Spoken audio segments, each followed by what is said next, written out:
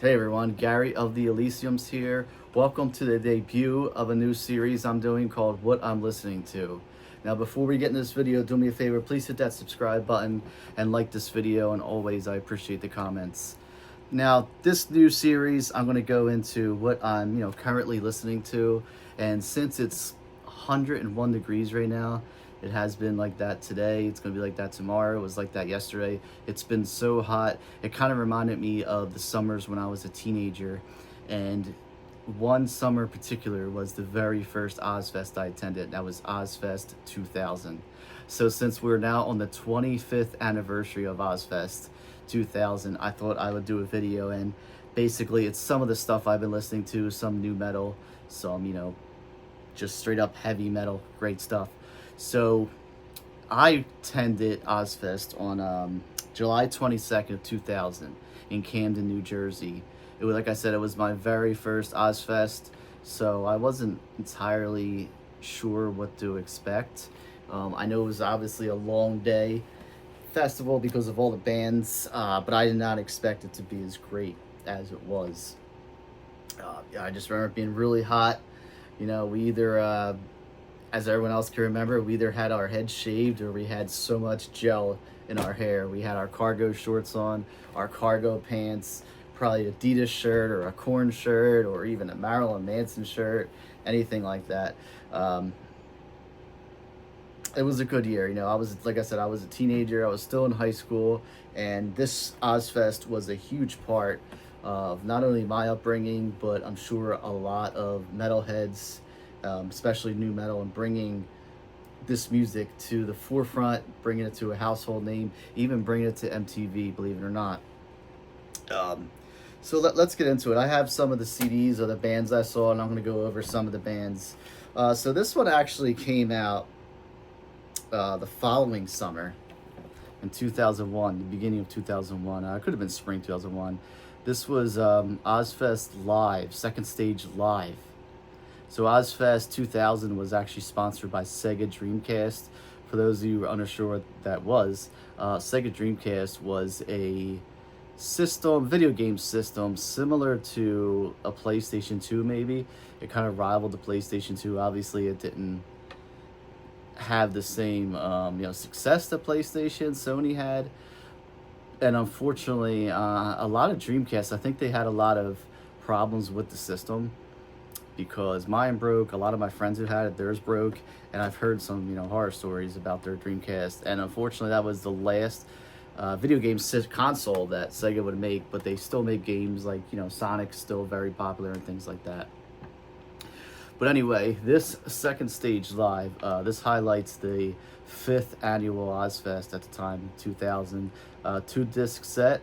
Disc 1 features, up-and-coming bands at the time that were on the second stage of Ozzfest. And Disc 2 is a re-release of, it was called Ozzfest Live, which featured that lenticular cover that came out in 1996.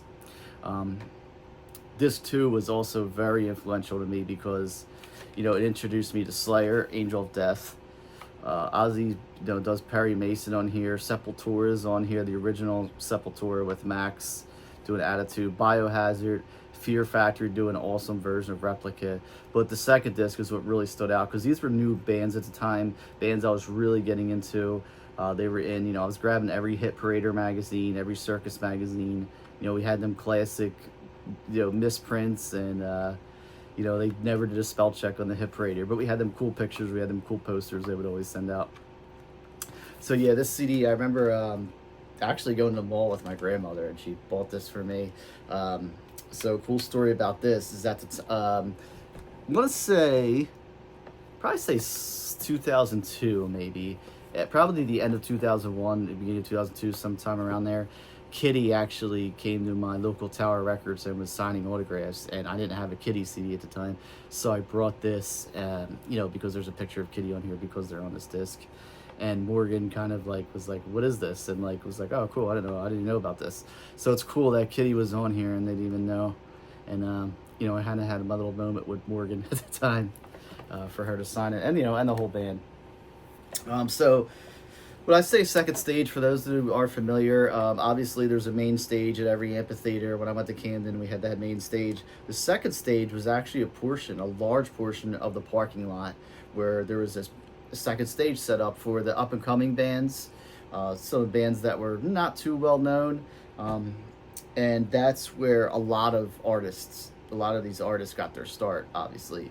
And the other cool thing about Ozzfest is they had like circus acts there, they had carnival acts there, they had so many merchandise booths, so cool. I remember getting a Ride the Lightning poster flag, even though Metallica didn't do an Ozzfest. Well, I think they did a recent one in overseas. Anyway, at the time, I believe it was I think it was Ozzfest 2004 actually got it, but it was just so cool. I always loved the artwork of Ride the Lightning, so I got that there. So yeah, some of the bands that opened up on the second stage live, Pump Jack, I don't really remember them. I didn't see them because they started on August 4th. Crazy Town was actually there. I didn't get to see them. They were pulled off the Ozzfest on July 8th of 2000 because of something to do with their management. I guess they had trouble making deals. The Deadlights, they were a cool band. I actually don't have their CD. I remember hearing them when it came out. Friends had it and stuff. Shovel, don't remember them actually. Reveille, I think that's how you say it. And Slaves on Dope, which I really, really like Slaves on Dope. Their album, Inches from the Mainline, which I actually don't have it right now. Inches from the Mainline was really, really good album. The song Pushing Me was great, which was also featured on the second stage live CD, along with the title track, Inches from the Mainline, I loved. So I have some CDs of some of the other bands that I got introduced to. Probably some of these bands I heard in, seen them in Hit Parader magazine. But remember, we're in the year 2000. We're in summer 2000. Internet is around, but it's not huge. Napster is out, but I didn't do that. I didn't download any of that music. So the only way you could really hear this music was actually purchasing the CD. Or what was cool back then, that a lot of CD stores would do samplers, and Ozzfest itself would have a sampler, an Ozzfest 2000 sampler, which I no longer have, but I remember it was Goodbye Lament. I think it was on. No, it wasn't Goodbye Lament. There was a song from the Iommi, the first Iommi solo album on there. It might have been with Phil from Pantera. I can't remember who it was.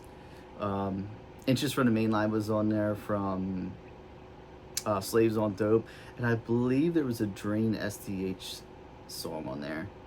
But again, Iommi wasn't on Ozzfest. I mean, he's got on Ozzfest 2000. He has the connection. Drain STH wasn't on the Ozzfest.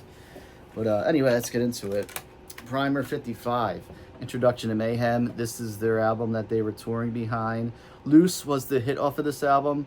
If you really want to call them hits, they weren't really played that much on radio. They were also on... Yeah, they're also on Oz. I should know that album by now, by heart. The Big FU was a song that was on Ozzfest 2000. And I actually really liked this cover art. It's pretty cool. So this definitely stuck out.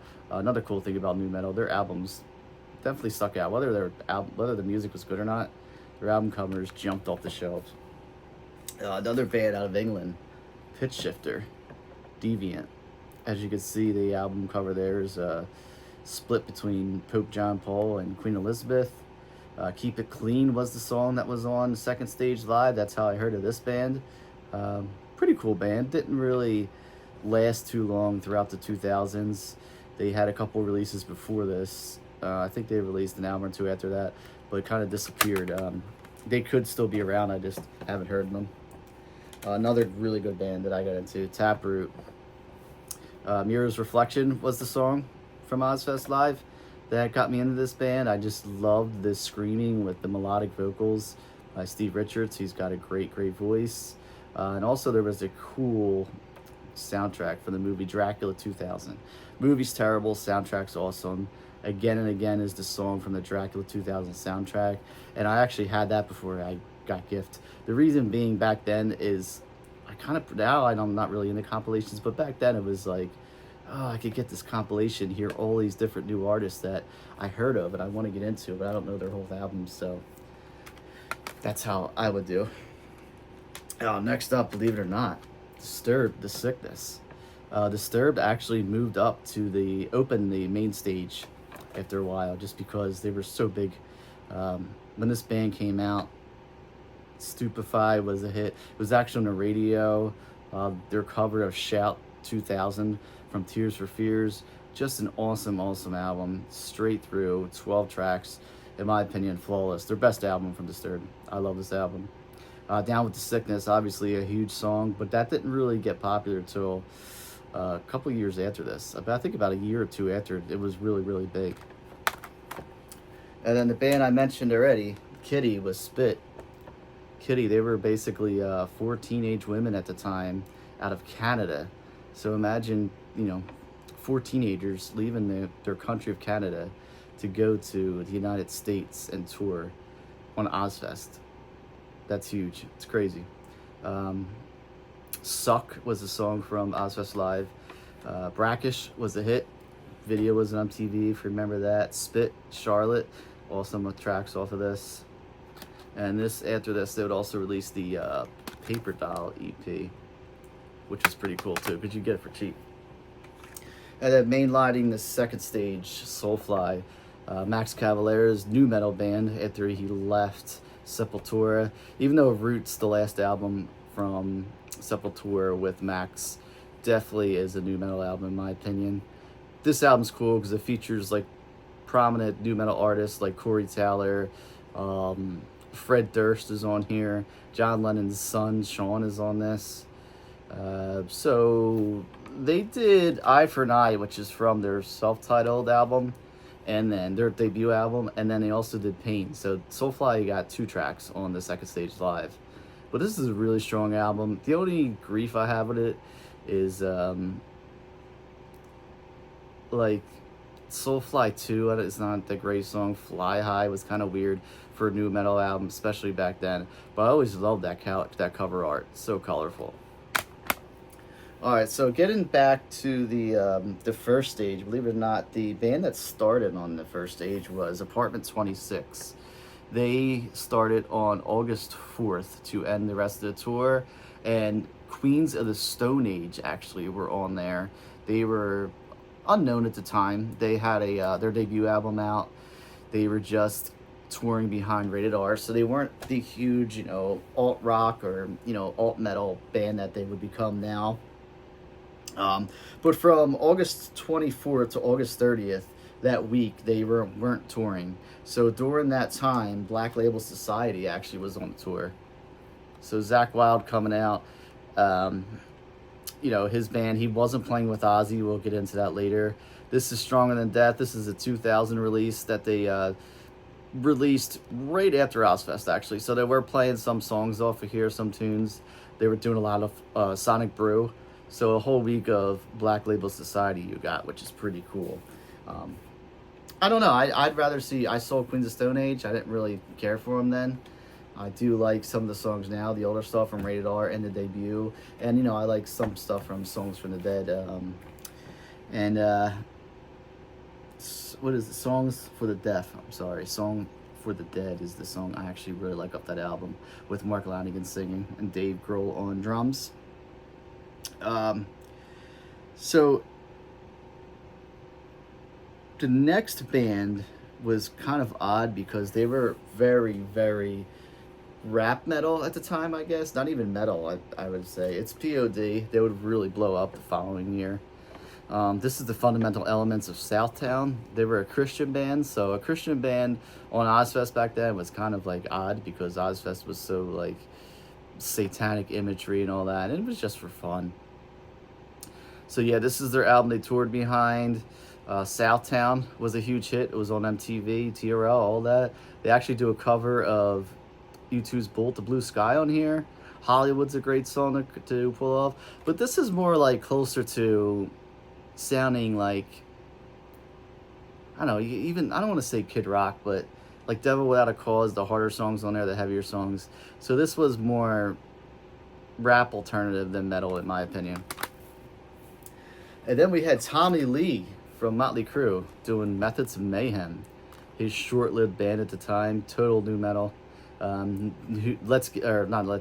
Get Naked was the huge song off of this. There was a video featured Pamela Anderson. It was, she was blurred out, and this is just like obnoxious Tommy Lee rapping and cursing, just saying inappropriate things, which, as a teenager, it's kind of cool. And you're like, oh, a lot of artists didn't do this shit. So it was a little shocking.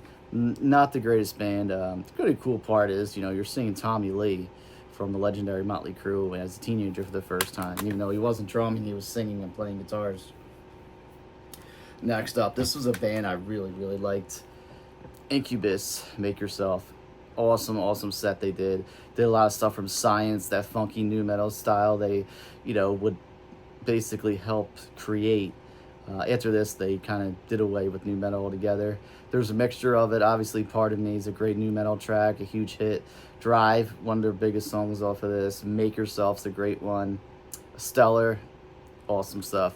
So yeah, to see Incubus on Ozzfest was, really cool. But then at the time, it was a little different because it wasn't as heavy as some of the other artists on there. And then we had Static X, one of the best industrial metal bands in my opinion, because they are metal first and they have industrial and they have a touch of industrial. So fun fact, Ministry was actually supposed to be on this Ozzfest, but they were replaced. I forget who they were replaced by. But anyway, Ministry was supposed to be on this, but again, their manager, I guess they worked out some kind of agreement that didn't work out, I should say. But anyway, we got Static X, which in my opinion is a better metal band than Ministry. Like I said, it's my opinion. Ministry is more industrial to me. Wisconsin Death Trip, in my opinion, their best album, their debut album. Rest in peace, Wayne Static. Push It was a huge hit for them. Like I said, the video was out and everything. And then we had Godsmack. Godsmack was, on the verge of releasing this album. I think in October 2000 might have came out. They're still touring behind this huge debut album. As you can see, I have my original wall sticker, lifetime music guarantee. Not anymore because the wall's gone. It's turned into FYE and they're basically almost gone. They don't really sell CDs anymore. Only a very small amount. But yeah, they were doing a lot of stuff off this album, like Whatever, Keep Away, Time Bomb, Bad Religion. They did a lot of Bad Religion. And then they debuted a new song called Awake, which was off their newer album. And great song. I'm like, this is going to be a hit. I remember hearing it, like, this is going to be a hit.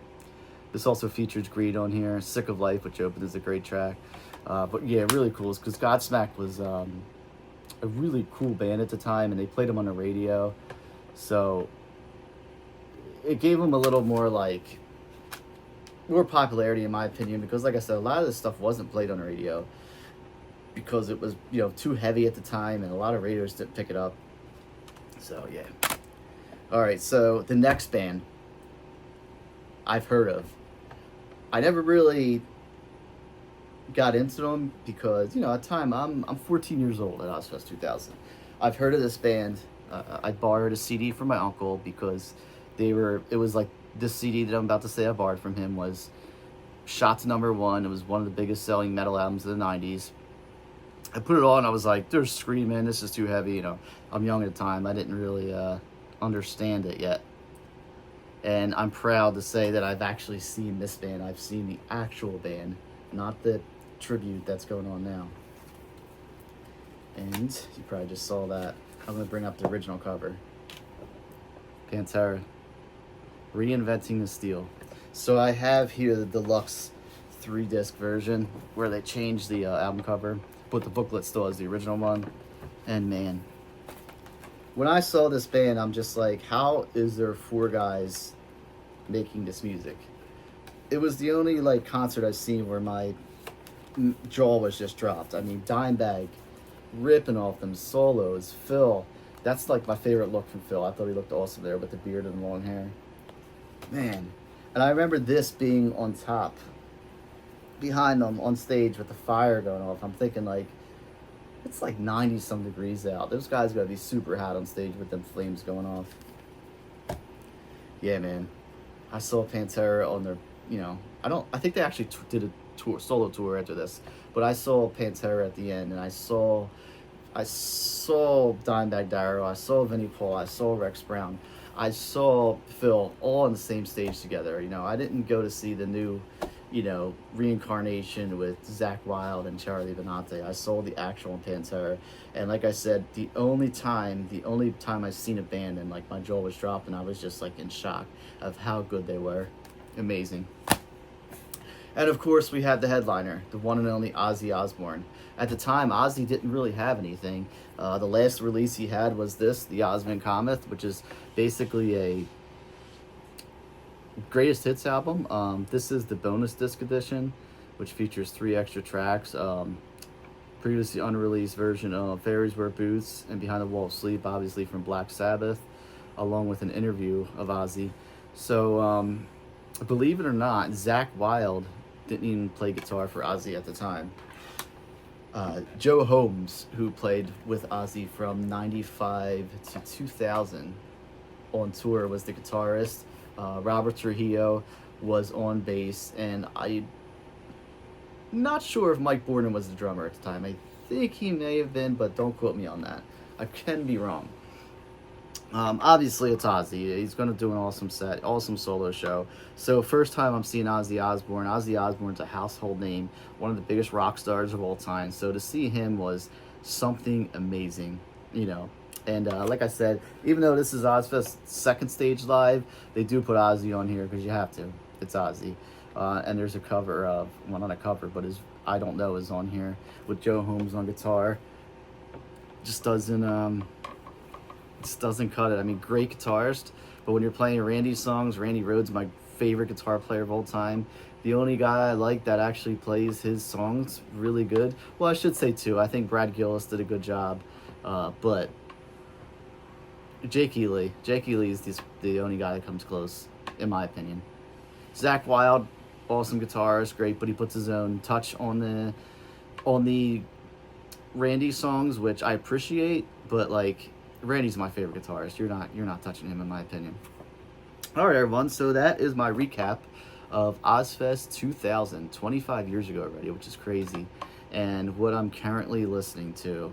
And now I think I'm going to throw on Reinventing the Steel. A lot of people don't like that Pantera album. They think it's the weakest of the, you know, the Phil era or the 90s era Pantera. It's an awesome album. It is heavy. Listen to it if you haven't listened to it in a while. You know, hopefully some of this older new metal stuff that you haven't heard in a while refreshes your memory and you want to throw it back on, and, you know. Anyway, thanks for watching. I appreciate it. Like I said, please hit that subscribe. And this is my very first of the What I'm Listening To series, so expect more in this series. I appreciate it. Everyone, take care.